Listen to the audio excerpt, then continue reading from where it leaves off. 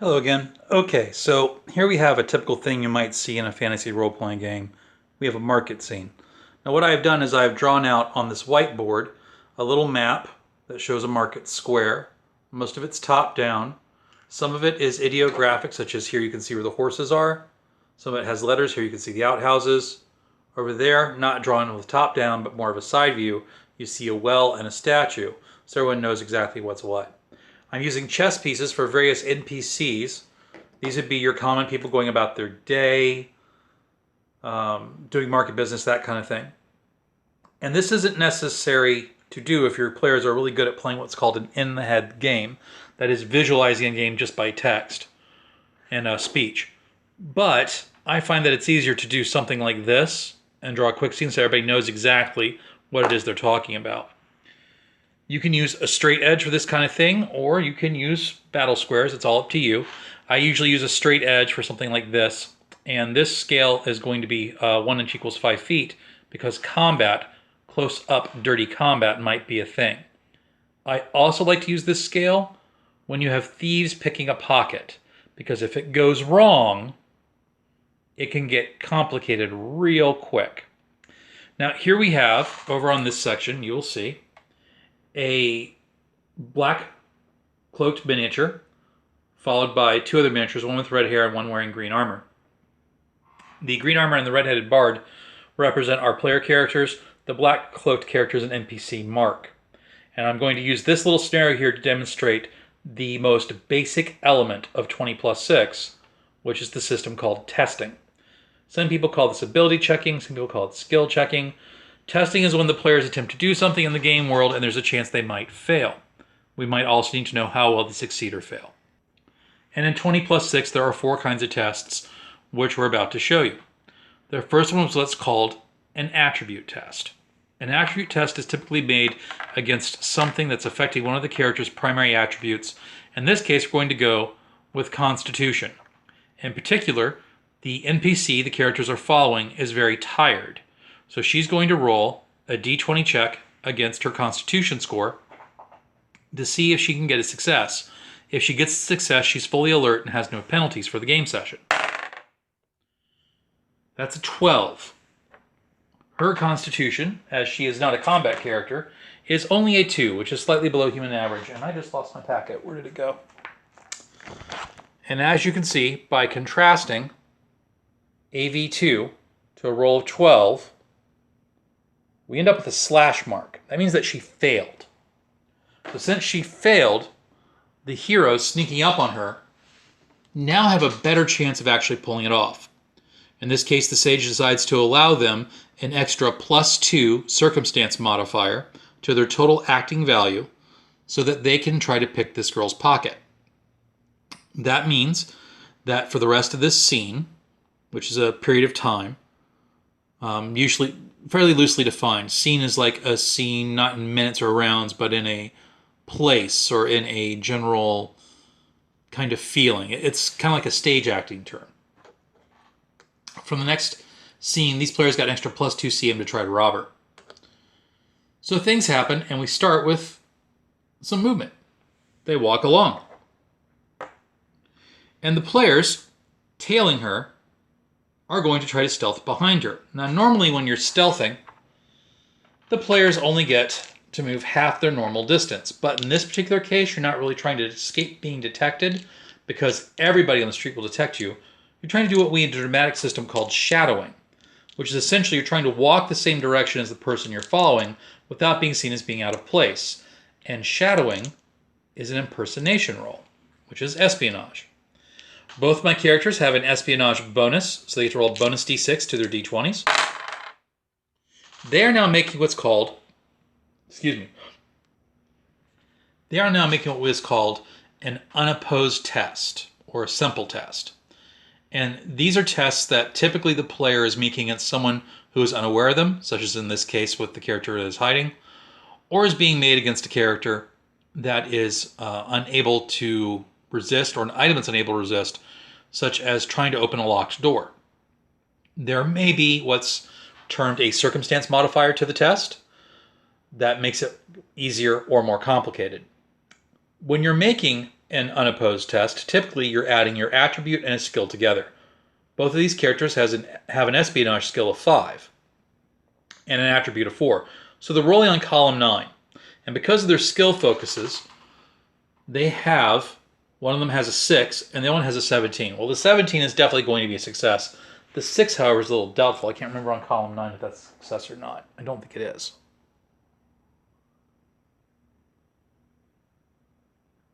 It is not a success. It's what we refer to as a partial success. A partial success is when you don't really fail, but you don't really succeed either. So basically what the sage rules is, because she bumps into somebody or she makes a noise, the character in the black cloak might hear her now. So the sage rolls another test for the black cloak's character to see if she heard them. Now there's really nothing much that our hero can do to try to avoid this, because she's not able to actively resist sound, is she? However, the character she's following was tired. Remember, she failed that Constitution roll before? So the sage allows a -2 circumstance modifier to the character who's being tailed, which would normally have been a +2 modifier to our character trying to follow her. Oh, I forgot she's having a bonus D6. And she doesn't detect her. So our thief lucks out.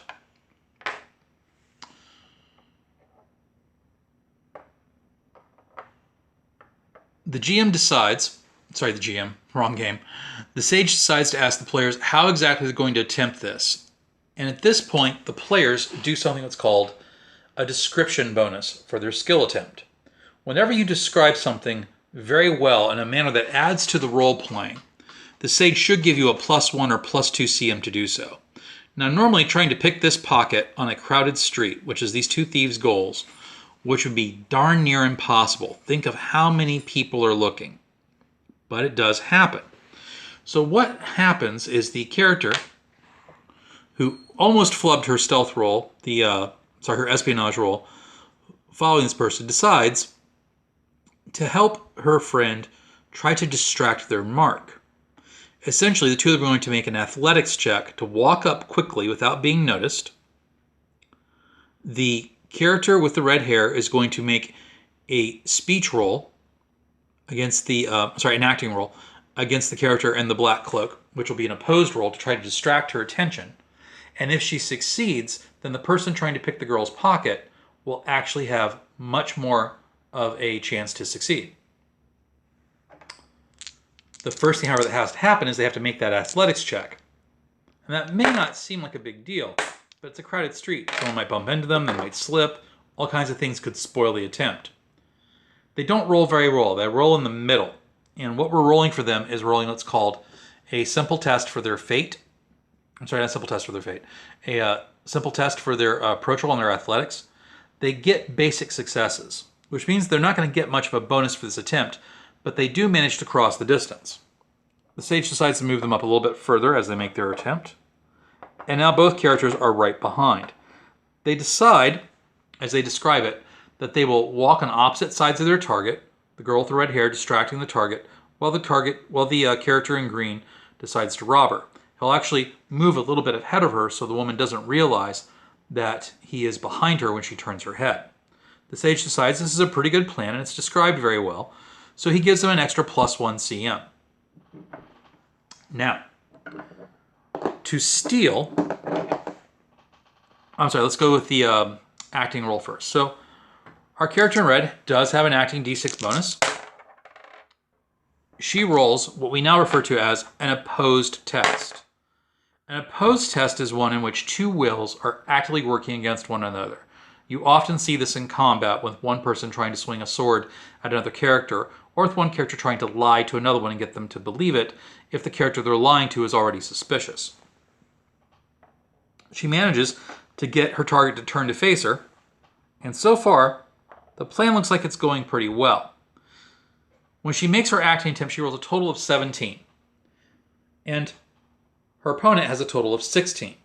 But don't think of the numbers, think of the acting value. The acting value is the basic strength, for lack of a better word, that both sides had through their attempt. Now, our thief, as I said earlier, has a pretty high espionage type social skill. So we're going to rate her for this at normally 6. but with that +1 bonus, she's at 7. So she's rolling on column 7. Unfortunately for her, the character in black is a paranoid merchant. And as they are paranoid, they're suspicious of everybody, making this harder. If this were an unopposed test, that would be a negative circumstance modifier to our hero. But as this is imposed, the sage decides to add the circumstance modifier as a positive bonus to the AV of the person trying to resist. And so our merchant is going to be rolling on column 10. Now, on column, I believe I said column 7, right? Yeah, column 7, a 17 produces a dramatic success. But on column 10, her 17 produces also a dramatic success. And as she is the defender, on all opposed tests, the defender wins ties. The sage determines to rule this as the woman is now not distracted when the opponent behind her tries to pick her pocket. He makes his pickpocket attempt, and the dice, again being close, do not give him enough of a margin of error that she doesn't detect them. They both end up having success. She knows she's being pocketed, and now she screams for the guards. But before we get to that combat, we should talk a little bit about how this could have been done slightly differently with two other kinds of tests. The two other tests in the game that we use are called extended and group. If the two characters here had had a long period of time to work on this woman, the sage might decide that it is an extended test. Extended tests are normally seen in item creation, researching information, trying to get clues, trying to gather info, but you could use them for certain tasks like picking a lock, disarming a bomb, or, in the case of this picking pocket, doing an interrogation and intuition attempt on the target to try to determine when is the best time to strike at her by watching her behavior or getting a sense for when she is most vulnerable. Extended tests take over a place of certain rolls, normally an odd number of rolls, 3, 5, 7, the like. And the sage determines that you need at least 1 DOS per roll. So in the case of a 3-roll extended test, you would need 3 DOS. If the task is particularly difficult, the sage will add either a circumstance modifier or might even ask for more DOS per roll. For instance, trying to defuse a bomb of an alien technology might require 2 DOS per roll, so that 3-roll formula from before would require 6 DOS rather than 3. In this case, the sage will let our hero, since they were following her all day, have an extended test of her intuition and interrogation. Sorry, not interrogation, I would say intuition and observation, which is watching people from afar, to try to guess if there's any particular time it's good to get this woman. And on her 3 dice, she scores 1 DOS, 2 DOS, and no DOS. She's 1 short. The sage determines that's good enough for a partial success. He's feeling very generous.